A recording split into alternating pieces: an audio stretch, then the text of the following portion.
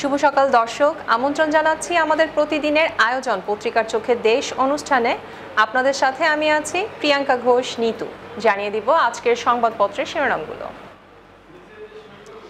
আমি শুরুতেই বলছি যুগান্তর শিরোনাম করেছে 650 কোটি টাকার স্বপ্ন ভঙ্গ, ডেমু ট্রেন ব্যর্থতার দায় নিচ্ছে না কেউ।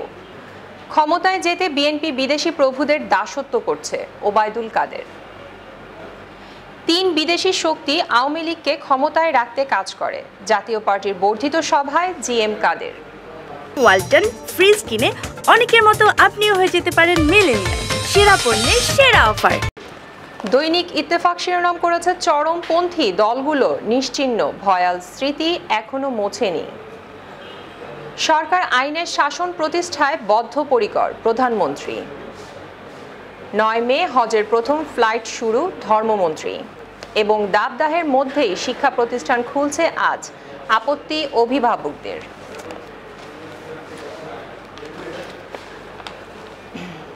ভোট নিয়ে বিএনপিতে বিরোধ, পুঁজিবাজার নিয়ে ভুয়া তথ্য ছড়াতে একাধিক গ্রুপ।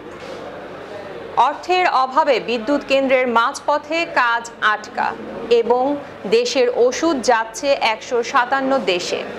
শিরোনাম করেছে দেশ রূপান্তর।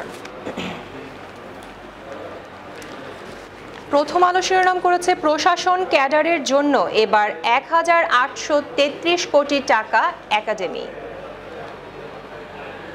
চিকিৎসায় ব্যবহৃত গজে ক্ষতিকর বস্তু, তাপপ্রবাহ চলছে, আজ খুলছে শিক্ষা প্রতিষ্ঠান।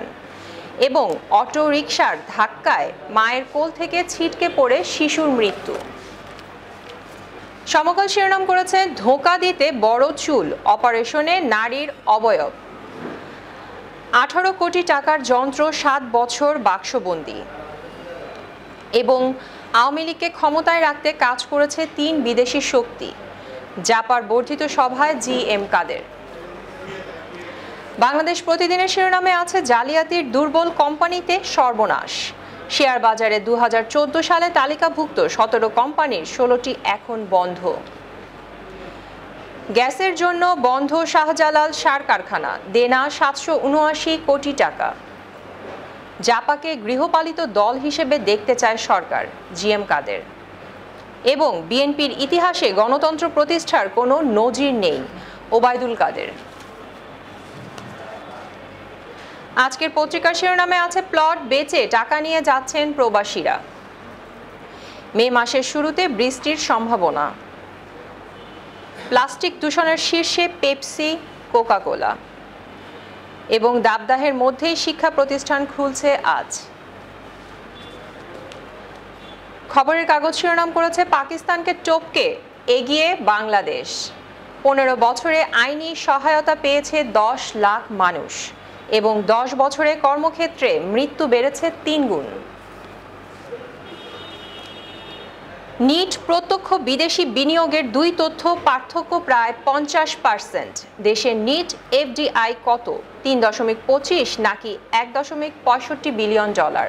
শিরোনাম করেছে বণিক বার্তা। দ্য ডেইলি স্টার হেডলাইন করেছে parents worried as school reopen amid hit alert.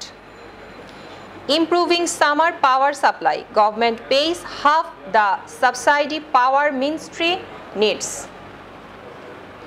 And road surface melting, bargain bitumen failing to bear extreme heat.